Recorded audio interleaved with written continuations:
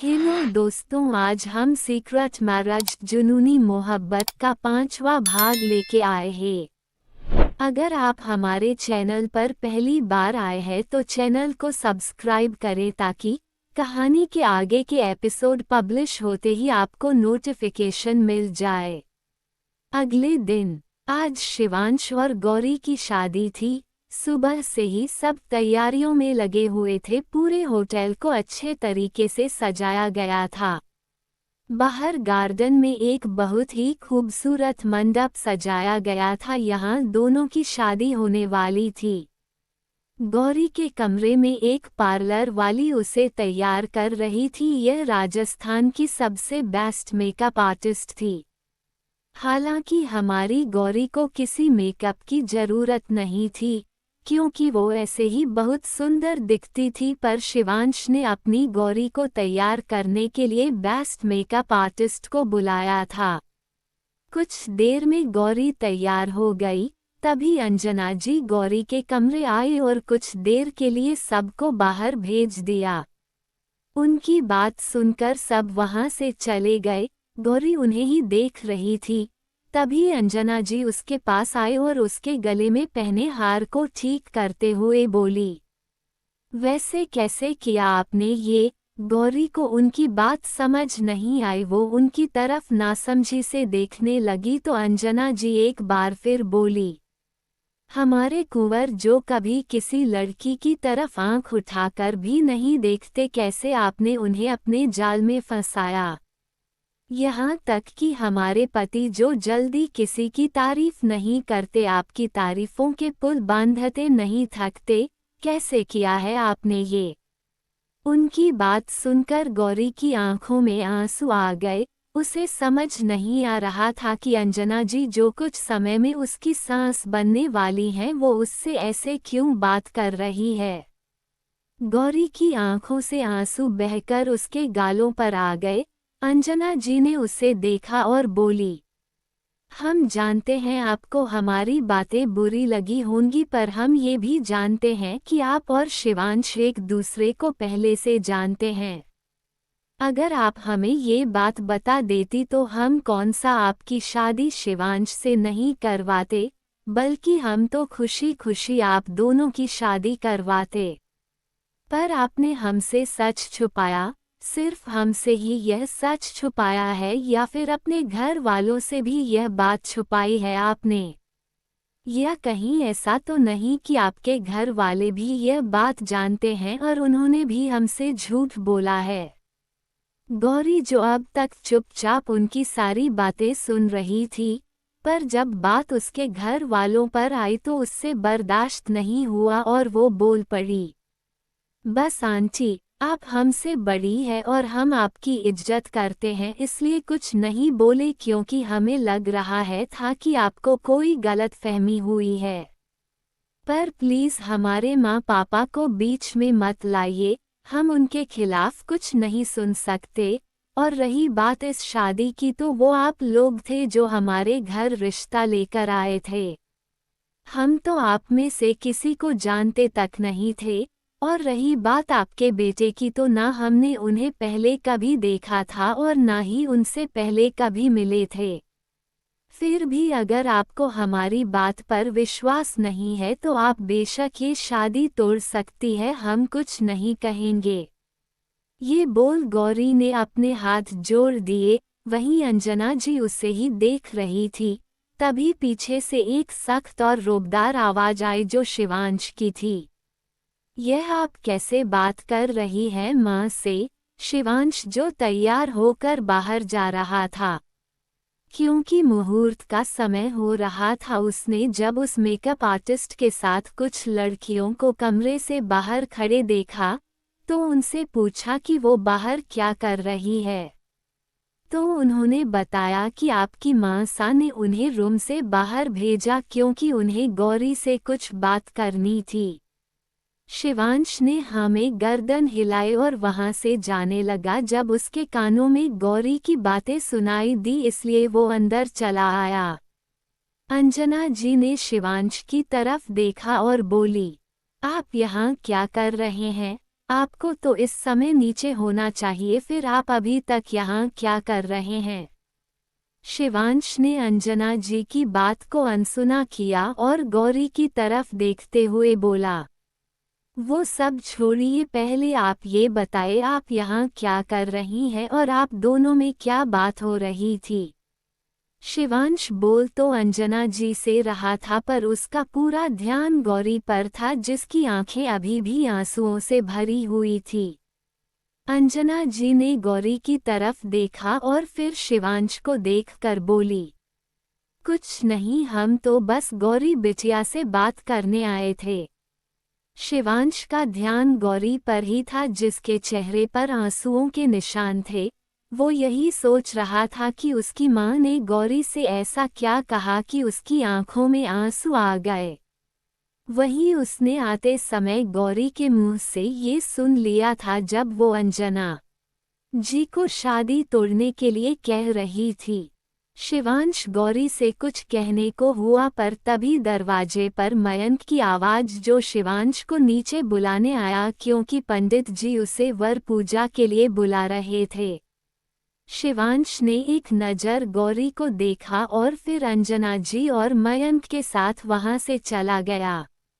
Makeup artist फिर अंदर आई और गौरी को तैयार करने लगी क्योंकि कुछ देर बाद उसके नीचे जाने का समय भी होने वाला था। शिवांश अंजना जी और मयंक के साथ नीचे आया। उसे देख प्रदीप जी मुस्कुरा दिए क्योंकि वो लग ही इतना प्यारा रहा था। क्रीम कलर की शेरवानी के साथ हल्के गुलाबी रंग का साफा, जिस पर एक बहुत ही खूबसूरत कलगी लगी हुई थी और उसी से मैच करता दुपट्टा लिया था। गले में लाल रंग की एक माला और हाथों में एक बड़ी सी तलवार और पैरों में राजस्थानी जूती। शिवांश इस समय बहुत ही दिलकश लग रहा था, बिल्कुल किसी राजकुमार की तरह जो अपनी राजकुमारी को विहाने आया था। शिवांश जाकर मंडप में बैठ गया। इस समय उसके चेहरे पर कोई भाव नहीं था, पर उसके दिमाग में बहुत कुछ चल रहा था। गौरी की बात सुनकर उसे बुरा तो लगा था और गुस्सा भी आया था, पर उसके आंसू देख वो इतना तो समझ गया था कि जरूरत कुछ ना कुछ बता हुई है गौरी में और उसकी माँ में। वहीं दूसरी तरफ मेकअप आर्टिस्ट गौरी को तैयार कर रही थी, पर गौरी के दिमाग में अभी भी अंजना जी की बातें चल रही थी। उसे समझ नहीं आ रहा था कि अंजना जी को इतनी बड़ी गलतफहमी कैसे हो गई। गौरी का मन बहुत बेचैन हो रहा था। तभी सुनीता जी अंदर आए और गौरी को देख उनकी आंखें नम हो गई। अपनी फूल सी बच्ची को जिसे उन्होंने नाजों से पाला था, आज वो उन्हें छोड़कर किसी और घर जाने वाली थी, किसी की बीवी बनकर। यही सोच वो भावुक हो गई। गौरी ने उन्हें देखा तो उसकी आंखें भी नम हो गई। सुनीता जी उसके पास आए और अपनी आंख से काजल निकाल उसके कान के पीछे लगाते हुए बोली, किसी की नजर ना लगे मेरी लाडो को, बहुत प्यारी लग रही है मेरी बच्ची। ये बोल उन्होंने उसके माथे को चूम लिया। गौरी उनके सीने से लग गई। अंजना जी की बातें सुनकर जितनी बेचैनी उसे हो रही थी अपनी माँ के गले लग, वो सारी बेचैनी उसकी दूर हो गई। उसके बाद सुनीता जी उसे नीचे ले आई। अपनी बच्ची को, अपनी लाडो को दुल्हन के जोड़े में देख अनुभव जी भावुक हो गए। गौरी ने हल्के गुलाबी रंग का लहंगा पहना हुआ था, हाथों में भरा भरा चूड़ा और कलीरे थे, कानों में बड़े बड़े झुमके और गले में बहुत ही खूबसूरत सा हार। उसके साथ मांग पट्टी और बड़ी सी नथ पहनी हुई थी जो उसके होठों को चूम रही थी। सुनीता जी ने उसे लाकर शिवांश के बगल में बिठा दिया। शिवांश ने एक नज़र उसे देखा और फिर सामने देखने लगा। उसके चेहरे पर कोई भाव नहीं था, पर गौरी को दुल्हन के रूप में देख उसकी धड़कनें बढ़ चुकी थी। पंडित जी ने मंत्र पढ़ने शुरू किए। कुछ देर बाद दोनों ने एक दूसरे को वरमाला पहनाए और अग्नि को साक्षी मानकर 7 फेरे लिए। शिवांश ने गौरी की मांग में अपने नाम का सिंदूर भरा और गले में अपने नाम का मंगलसूत्र पहनाया। कुछ सिंदूर गौरी की नाक पर भी गिरा, जिसे देख पंडित मुस्कुरा दिए, पर सब में गौरी ने एक बार भी नजरें उठाकर शिवांश को नहीं देखा था। ये बात शिवांश ने भी नोटिस की, पर वो शांत बैठा रहा। फिर दोनों ने पंडित जी और सभी बड़ों का आशीर्वाद लिया। शादी संपन्न हो चुकी थी। देखते ही देखते विदाई का समय भी आ गया। सुनीता जी की आंखों से आंसू बह रहे थे, वहीं गौरी भी रो रही थी। वो सुनीता जी के गले लगी बस रोए जा रही थी। वहीं सुनीता जी की भी आंखें बरस रही थी, उनकी लाडली उनसे दूर जा रही थी। गौरी अपनी मां से अलग हुई और अपने पापा के गले लग गई। अनुभव जी ने भी उसे कसकर अपने सीने से लगा लिया, उनकी आंखों से भी आंसू बहकर उनकी गालों पर आ गए। वहीं शिवांश को बिल्कुल अच्छा नहीं लग रहा था गौरी को ऐसे रोते देखकर, पर वो कुछ नहीं कर सकता था, बस हाथों की मुट्ठी बनाए खुद को कंट्रोल कर खड़ा रहा। अनुभव जी ने गौरी को खुद से अलग किया और उसके आंसू साफ करते हुए बोले, बस लाडो अब चुप हो जाए, आपकी तबीयत खराब हो जाएगी, और आपको पता है न, हम आपको रोते हुए नहीं देख सकते। अपना ध्यान रखिएगा और जब भी आपको हमारी ज़रूरत हो बस हमें एक फ़ोन कर दीजिएगा, आपके पापा दौड़े आपके पास आ जाएंगे। ये बोल उन्होंने गौरी का माथा चूम लिया और फिर शिवांश की तरफ देख हाथ जोड़कर बोले, बहुत नादान है हमारी लाडो, इसका ध्यान रखिएगा, अगर कुछ गलती हो जाए तो माफ़ कर दीजिएगा इसे दामाद जी। शिवांश ने उनके हाथ पकड़ नीचे किए और बोला, आप हाथ मत जोड़िए, हम इनका पूरा ध्यान रखेंगे। अनुभव जी गौरी को लेकर गाड़ी की तरफ बढ़ गए। वो उसे गाड़ी में बिठाने वाले थे जब गौरी ने इधर उधर देखा और बोली, भैया कहाँ है? उसकी बात सुनकर सुनीता जी और अनुभव जी ने भी इधर उधर देखा। तभी उनकी नज़र एक तरफ चुपचाप खड़े साकेत पर गई, जिसकी आंखें लाल थीं। अनुभव जी ने उसे पास आने का इशारा किया तो साकेत गहरी सांस लेकर उनके पास आया और गौरी को देखकर शरारत से बोला, चलो अच्छा है अब तुम जा रही हो, कम से कम अब माँ पापा का पूरा प्यार मुझे मिलेगा, और तेरे वाला रूम भी अब मैं लूँगा।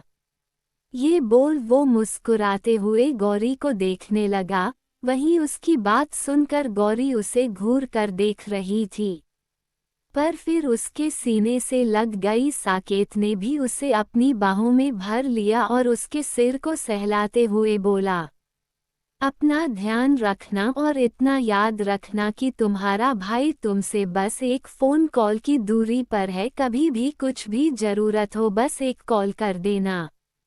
ये बोल उसने गौरी को खुद से अलग किया और उसके माथे को चूम लिया। उसके बाद उसने गौरी को गाड़ी में बिठाया। शिवांश भी दूसरी तरफ से गाड़ी में बैठ गया। देखते ही देखते उनकी गाड़ी आंखों से ओझल हो गई। प्रदीप जी और अंजना जी ने भी हाथ जोड़े और गाड़ी में बैठ सूर्यवंशी महल की तरफ निकल गए।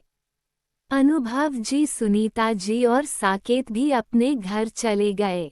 गाड़ी में शिवांश और गौरी पीछे बैठे हुए थे और मयंक आगे ड्राइव कर रहा था। अंजना जी और प्रदीप जी दूसरी गाड़ी से पहले ही घर चले गए थे ताकि उनके स्वागत की तैयारी कर सकें। शिवांश गौरी की तरफ देख रहा था जो चेहरा झुकाए बैठी थी, पर उसका रोना अभी भी चालू था। आसान नहीं होता अपना घर छोड़कर किसी अनजान घर, अनजान लोगों के बीच जाना, पर इस जग की यही तो रीत है कि एक लड़की को अपना घर, अपना परिवार छोड़कर हमेशा के लिए किसी दूसरे घर जाना ही पड़ता है।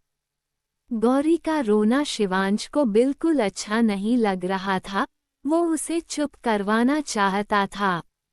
उसे कहना चाहता था कि वो हमेशा उसका साथ देगा, उसे हर परेशानी से बचाएगा, पर अपने स्वभाव के अकॉर्डिंग वो कुछ बोल ही नहीं पाया और खिड़की के बाहर देखने लगा।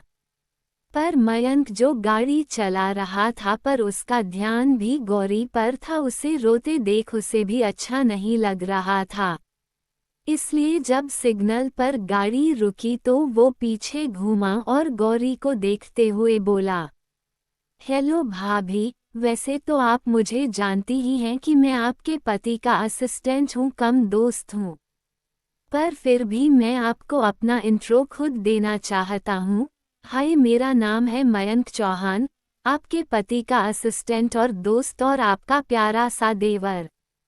वैसे आप चाहें तो मुझे नाम से भी बुला सकती है, पर मैं चाहता हूँ कि आप मुझे भाई बोले, क्योंकि मेरी कोई बहन नहीं है। अगर आपके जैसी एक मासूम सी बहन मिल जाए तो मजा आ जाएगा, और फिर हम दोनों आपके पति को मिलकर परेशान करेंगे, क्योंकि यह हमेशा मुझे डांटता रहता है और गुस्सा करता है। इसलिए अगर मेरी बहन मेरा साथ देगी तो हम दोनों इसे अच्छे से सबक सिखाएंगे। मयंक की बातें सुनकर गौरी मुस्कुरा दी, उसका रोना भी रुक गया था। वो मयंक को देख मुस्कुराते हुए बोली, हम भी खुशी होगी आपकी बहन बनने में। उसकी बात सुनकर मयंक मुस्कुरा दिया। तभी उसकी नज़र शिवांश पर गई, जो उसे ही खा जाने वाली नज़रों से घूर रहा था। उसे अपनी तरफ ऐसे घूरते पाकर मयंक चुपचाप अपनी सीट पर बैठ गया और गाड़ी आगे बढ़ा दी, क्योंकि सिग्नल खुल चुका था। और वैसे भी और कुछ बोलकर उसे डेविल शिवांश के हाथों मरना थोड़ी ना था, इसलिए उसने चुपचाप अपना ध्यान ड्राइविंग पर लगा दिया। वहीं शिवांश ने गौरी की तरफ देखा, जो अब चुप कर गई थी और खिड़की से बाहर देख रही थी। उसे चुप देख शिवांश को शांति मिली। मयंक की बातें सोचकर वो धीरे से मुस्कुरा दिया और वो भी खिड़की से बाहर देखने लगा। तभी शिवांश की नज़र रास्ते पर गई तो उसने देखा कि यह रास्ता सूर्यवंशी महल की तरफ नहीं जा रहा। उसने गौर किया तो ये रास्ता उनके फार्म हाउस की तरफ जा रहा था। शिवांश ने मयंक की तरफ देखा और अपनी ठंडी आवाज में बोला, हम कहाँ जा रहे हैं? उसकी इतनी ठंडी आवाज सुनकर मयंक और गौरी कांप गए। मयंक ने सामने लगे मिरर में से उसे देखा और धीरे से बोला, वो हम फार्म हाउस जा रहे हैं। शिवांश बोला, फार्म हाउस क्यों, हम महल क्यों नहीं जा रहे? उसकी बात सुनकर मयंक चुप कर गया, पर उसे शिवांश की घूरती नजरें खुद पर महसूस हो रही थी। गौरी उन दोनों को ही बारी बारी देख रही थी। उसे समझ नहीं आ रहा था कि शिवांश इतना गुस्से में क्यों है, और अगर वो लोग सूर्यवंशी महल नहीं जा रहे तो कहाँ जा रहे हैं? वो शिवांश से पूछना तो चाहती थी, पर शिवांश को इतने गुस्से में देख वो कुछ बोल ही नहीं पाए। वहीं मयंक को चुप देख शिवांश ने उसे कुछ नहीं कहा और अपना फोन निकालकर एक नंबर डायल कर दिया। दूसरी तरफ फार्म हाउस में गरिमा जी हॉल में सोफे पर बैठी हुई थी।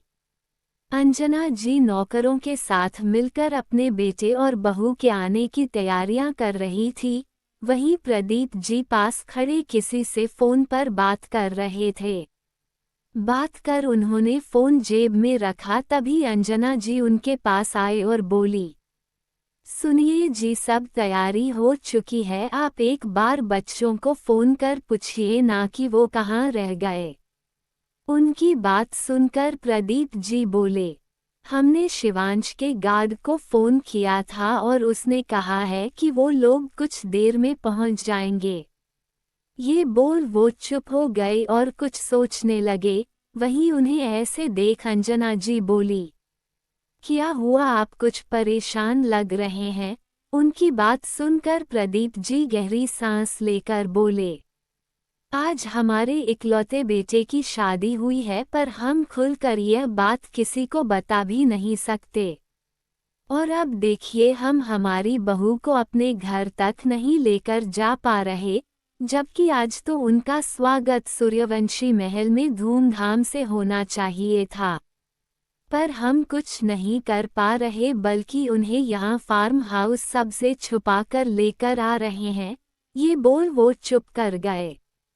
वहीं उनकी बात सुनकर अंजना जी को भी सही नहीं लगा, पर वो भी क्या कर सकती थी, इसलिए वो उनके हाथ पर हाथ रख बोली, आप फिक्र मत कीजिए, बस कुछ दिनों की बात है।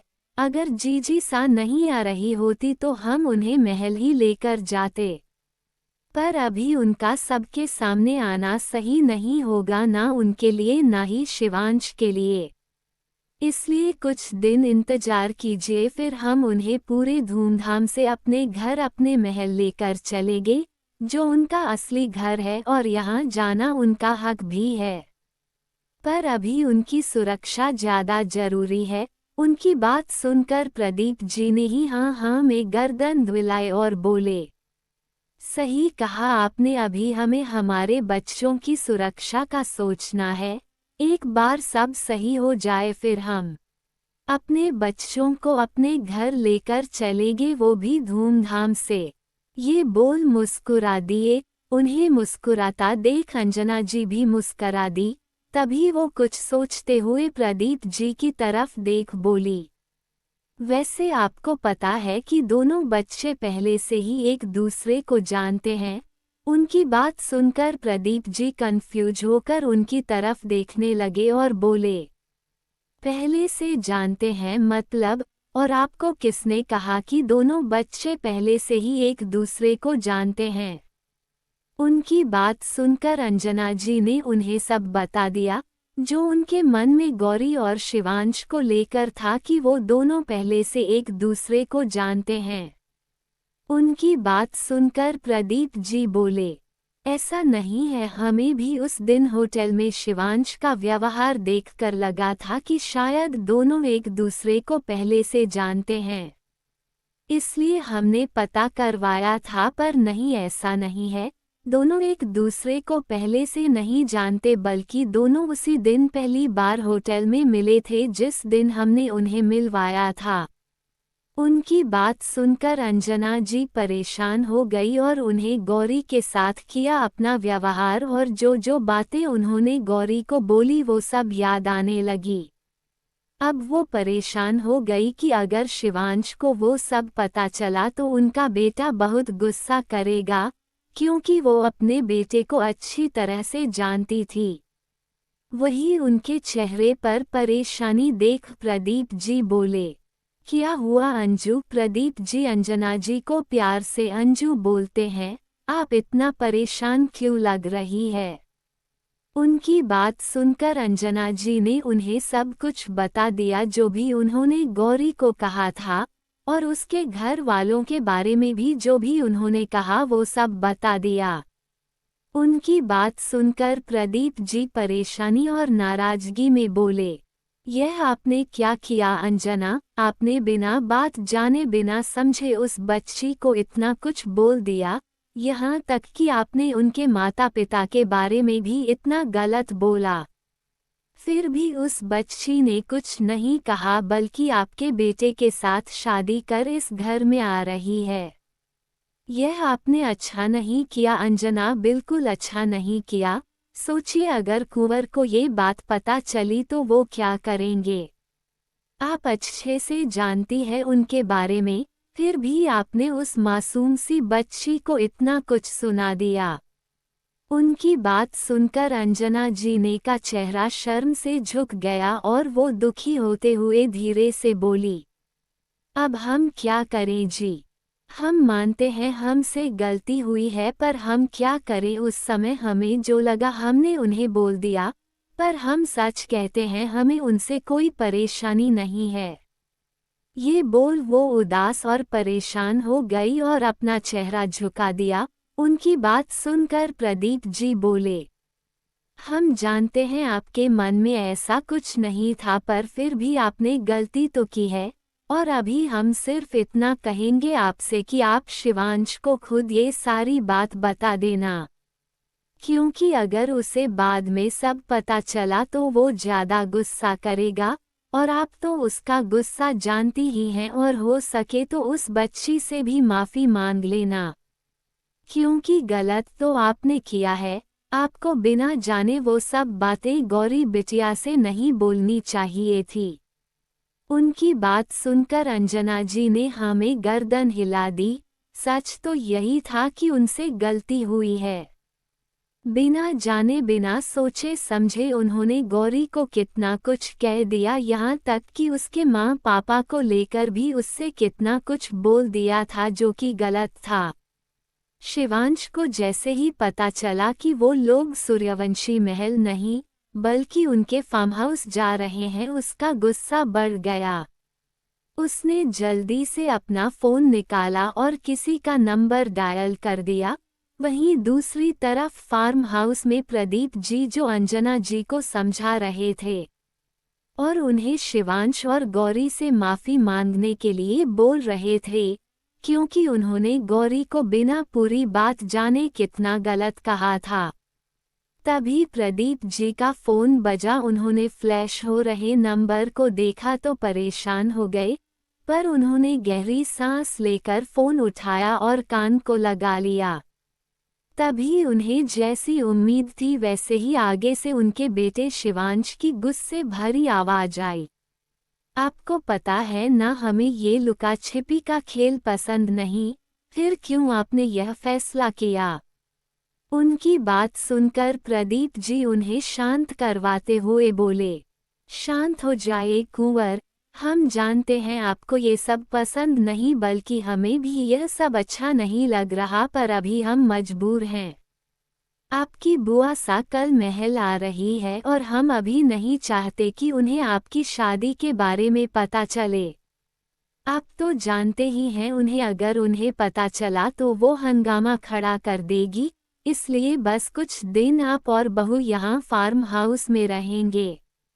उनकी बात सुनकर भी शिवांश का गुस्सा कम नहीं हुआ। वो वैसे ही अपने दांत पीसते हुए गुस्से मगर सभ्यता से बोला, और आप चाहते हैं कि बुआ सा की वजह से हम अपनी पत्नी को अपने महल नहीं बल्कि फार्म हाउस लेकर जाएं? क्या यह उनके साथ गलत नहीं होगा? उनका हक कि वो अपने घर जो असल में उनका घर है वहां पर जाएं, और आप शायद भूल रहे हैं कि वो राजस्थान की होने वाली हुकूम रानी सा है। उसकी बात सुनकर प्रदीप जी शांति से बोले, इसलिए तो अभी उनका महफूज रहना ज़्यादा ज़रूरी है, और रही बात उन्हें महल लाने की तो बस कुछ दिन फिर हम पूरे धूमधाम से उन्हें महल लेकर आएंगे और उनका अच्छे से गृह प्रवेश करवाएंगे। तब तक के लिए आप शांत हो जाए और हमारी बात मान लीजिए। शिवांश ने कुछ नहीं कहा और फ़ोन काट दिया और अपना हाथ जोर से गाड़ी के दरवाजे पर मारा। उसका गुस्सा शांत नहीं हुआ था। उसके दोनों हाथों की मुट्ठियां गुस्से में कसी हुई थी, हाथों और माथे की नसें दिखाई दे रही थी। गुस्से में वो गहरी सांसें ले रहा था। वहीं उसके पास बैठी गौरी उसे इतने गुस्से में देख डर से कांप रही थी। उसके घर में आज तक किसी ने भी उसके सामने ऐसे गुस्सा नहीं किया था, बल्कि वो तो छोटी सी गुस्से वाली आवाज़ से ही डर जाती थी। इसलिए अनुभव जी और सुनीता जी ने कभी उससे गुस्से से बात नहीं की थी, ना ही उसके सामने कभी गुस्सा किया था। शिवांश को इतने गुस्से में देख वो बहुत डर गई थी, इसलिए बिल्कुल दरवाजे से चिपक कर बैठ गई। शिवांश की नज़र जैसे ही उस पर गई, उसे ऐसे डरते देख उसने अपनी आंखें कसकर बंद कर ली और खुद को शांत करने लगा, क्योंकि उसे पता था कि उसकी मासूम और नाजुक सी पत्नी गुस्से से डर जाती है, और यहाँ तो वो उसके सामने ही इतना गुस्सा कर रहा था। शिवांश को गौरी के बारे में हर बात पता थी कि उसे क्या पसंद है क्या नहीं, कौन सी बात से उसे खुशी मिलती है और कौन सी बात से वो परेशान होती है। ऐसे ही उसे ये भी पता था कि ज़्यादा गुस्से से गौरी डर जाती है। शिवांश ने खुद को शांत किया और गौरी की तरफ देखा जो अभी भी दरवाजे से चिपकी सिर झुकाए बैठी थी। डर उसके चेहरे पर साफ दिखाई दे रहा था। शिवांश उससे कुछ कहने को हुआ पर तब तक गाड़ी रुकने की आवाज आए इसलिए वो कुछ बोल ही नहीं पाया। उसने बाहर देखा तो वो लोग फार्म हाउस पहुंच चुके थे। तभी एक गार्ड भागते हुए आया और शिवांश की तरफ का दरवाजा खोला। शिवांश गाड़ी से बाहर आया और गौरी की साइड जाकर दरवाजा खोल उसकी तरफ हाथ बढ़ा दिया और उसे बाहर आने के लिए कहा। गौरी ने पहले उसके हाथ को देखा और फिर उसकी तरफ देखा और फिर धीरे से शिवांश के हाथ पर अपना हाथ रख दिया। शिवांश ने ध्यान से उसे गाड़ी से बाहर निकाला। दरवाजे पर ही अंजना जी और प्रदीप जी खड़े अपने बेटे और बहू को देख रहे थे। शिवांश गौरी को लेकर उनकी तरफ बढ़ गया। उसने अभी भी गौरी का हाथ पकड़ा हुआ था। दोनों जाकर दरवाजे के सामने खड़े हो गए। यहाँ अंजना जी आरती की थाल लेकर खड़ी मुस्कुराते हुए अपने बेटे और बहू को देख रही थी। पहले उन्होंने दोनों को तिलक लगाकर उनकी आरती की। फिर उनके कहने पर सर्वेच ने चावल से भरा कलश चौखट पर रख दिया।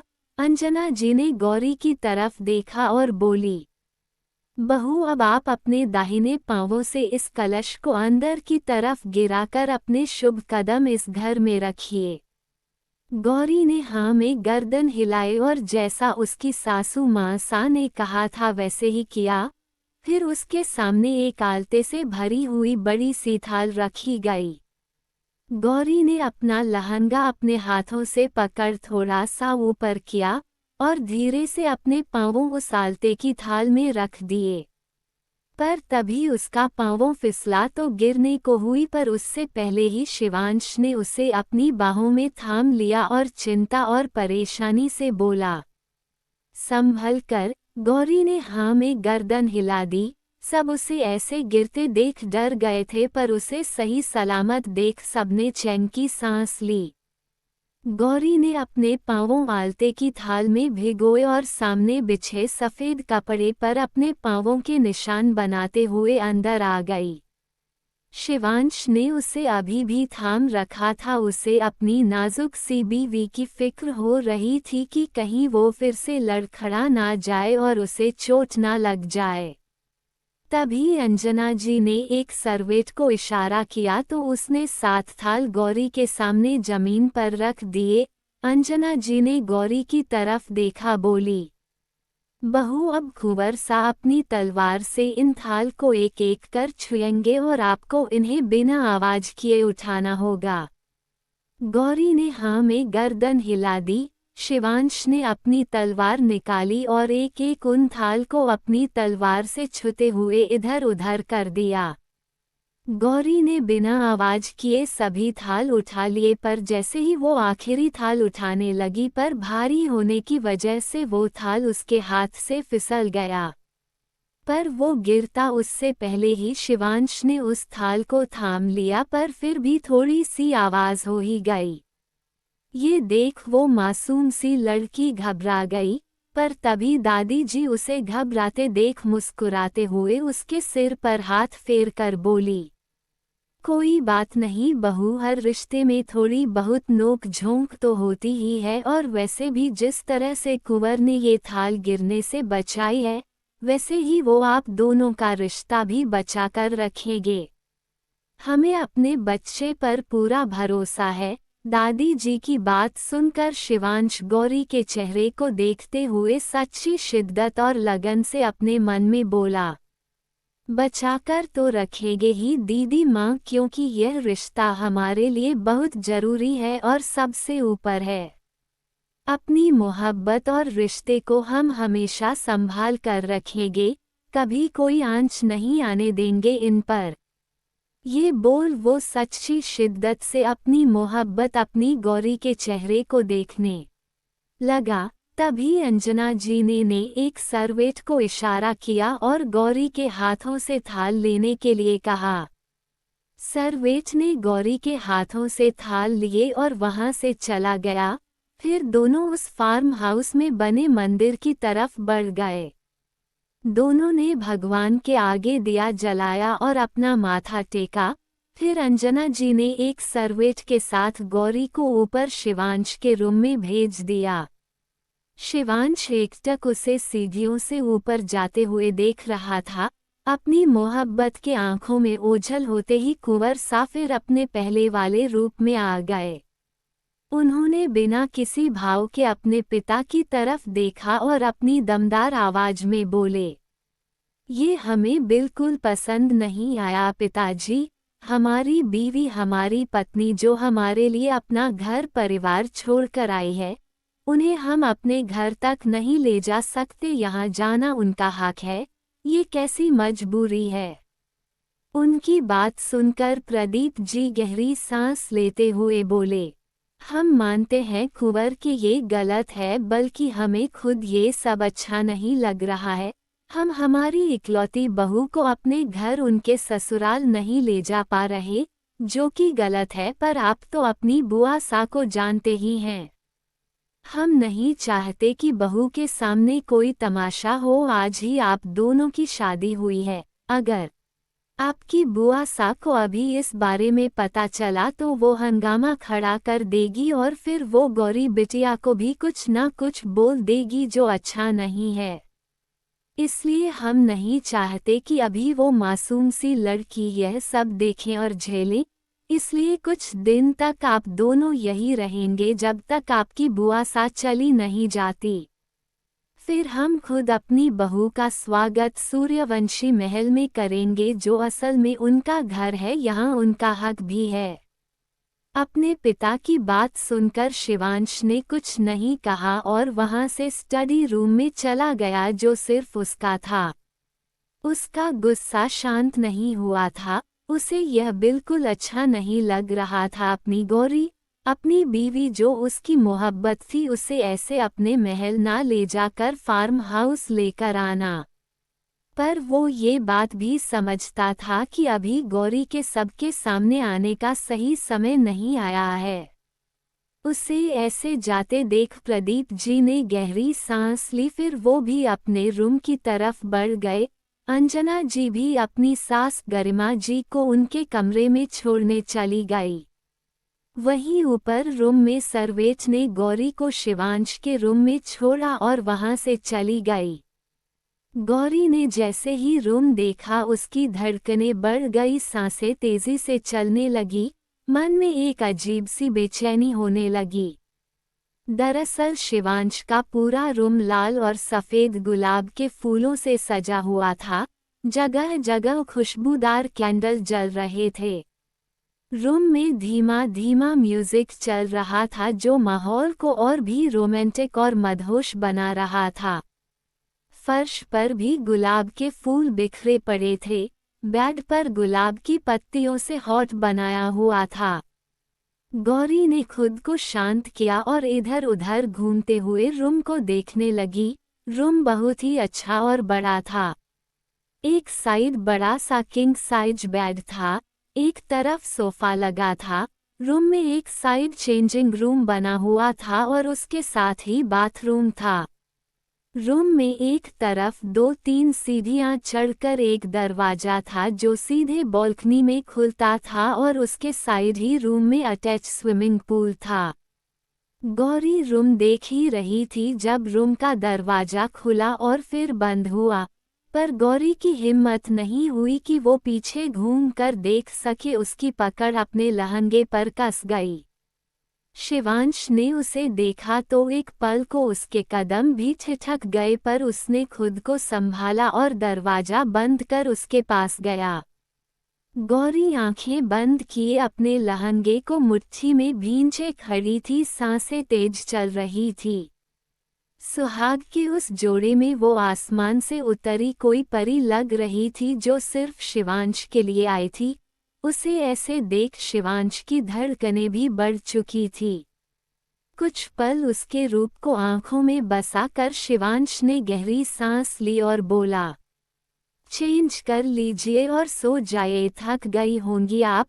शिवांश की बात सुनकर गौरी जो आंखें बंद किए खड़ी थी उसने आंखें खोल शिवांश की तरफ देखा जो कबर्ड से अपने कपड़े निकाल रहा था।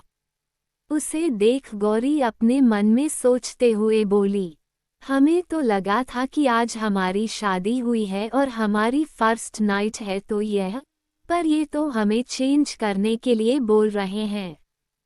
तभी शिवांश बाथरूम की तरफ जाते हुए बिना गौरी को देखे बोला, ज्यादा मत सोचिए, चेंज कर लीजिए, पूरा दिन शादी में थक गई होगी आप, और वैसे भी पहले एक दूसरे को अच्छे से जान ले समझ लें।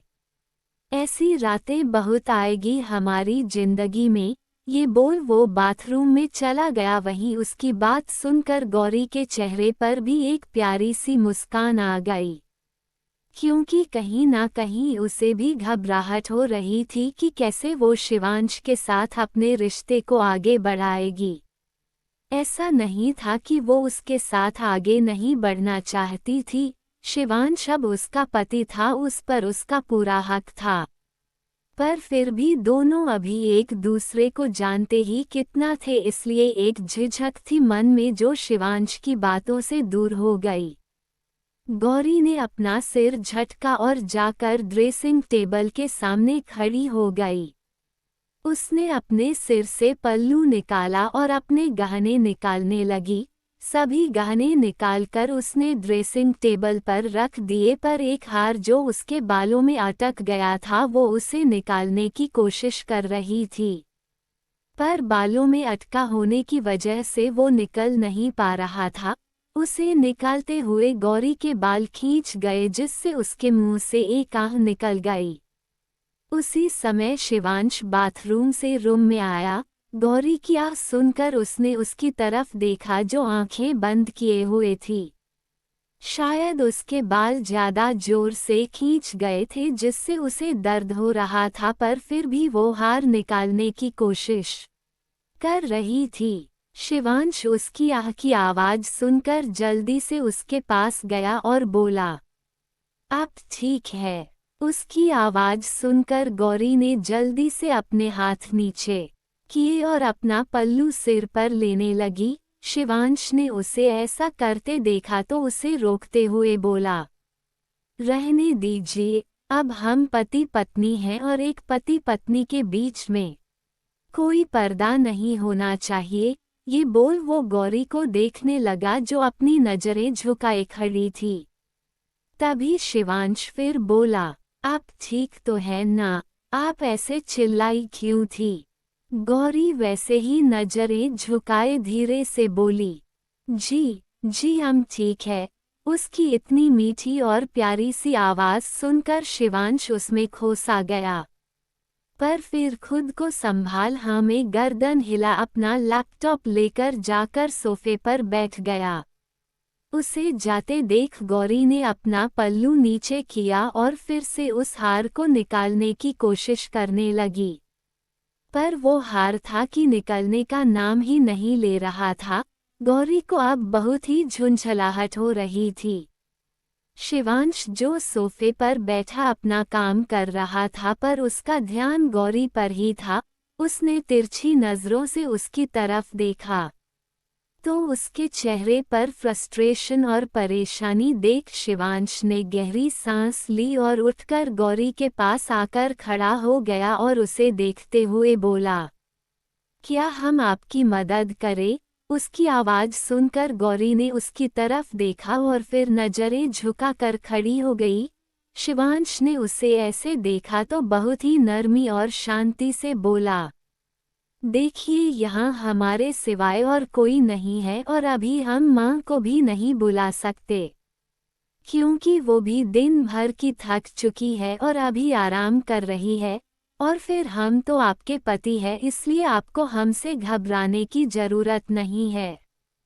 उसकी बात सुनकर गौरी ने कुछ पल सोचा। सच ही तो कहा उसने।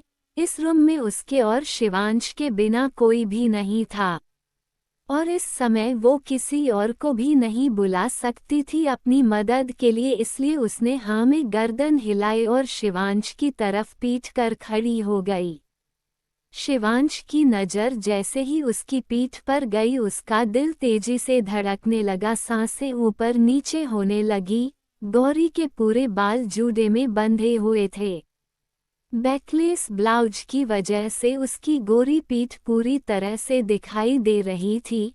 शिवांश ने अपना थूक घटका और अपने सूखते गले को गीला किया, पर तभी उसकी नज़र गौरी के पीठ पर बने काले तिल पर गई। अब तो शिवांश का खुद को कंट्रोल करना और भी मुश्किल हो रहा था। उसका मन किया कि वो उस तिल को अपने होठों से छू ले, पर उसने खुद को कंट्रोल किया और आईने में से गौरी को देख बोला, क्या मैं? ये बोल उसने अपनी बात अधूरी छोड़ दी, जिसे समझ गौरी ने धीरे से बिना उसे देखे हाँ में गर्दन हिला दी। शिवांश धीरे से उसके थोड़ा और नजदीक गया और उसके बालों में अटके हार को निकालने लगा। गौरी की धड़कनें तेजी से चल रही थी, जिनकी आवाज शिवांश को भी सुनाई दे रही थी। जब जब शिवांश की उंगलियां गौरी की गर्दन को छूती, उसके बदन में एक सिरहन सी होती। उसकी पकड़ अपने लहंगे पर कस गई, बदन कांप रहा था। शिवांश की नज़दीकी से उसे बहुत अलग एहसास हो रहे थे। कुछ ऐसा ही हाल शिवांश का भी था।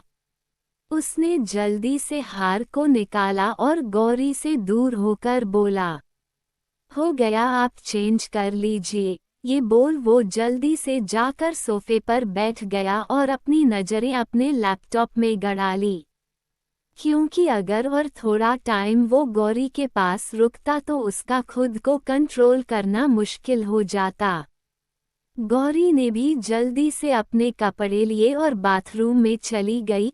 उसके जाते ही शिवांश ने गहरी सांस ली और अपनी आंखें बंद कर सिर पीछे सोफे पर टिकाकर बहुत ही शिद्दत और जुनून से अपने मन में बोला, बहुत मुश्किल है आपसे दूर रहना। आपको देख खुद पर से कंट्रोल छूटने लगता है, पर मुझे कोई जल्दी नहीं, सब धीरे धीरे हो वही अच्छा है, आपके लिए भी और मेरे लिए भी। आखिरी आना तो आपको इन्हीं बाहों में है, वो चाहे आज आओ या फिर कुछ दिन रुक कर। ये बोल उसने एक दो गहरी सांसें लेकर खुद को शांत किया और अपना काम करने लगा। आगे के एपिसोड सुनने के लिए बने रहे मेरे साथ। कहानी पसंद आई हो तो वीडियो को लाइक, शेयर और कमेंट करें।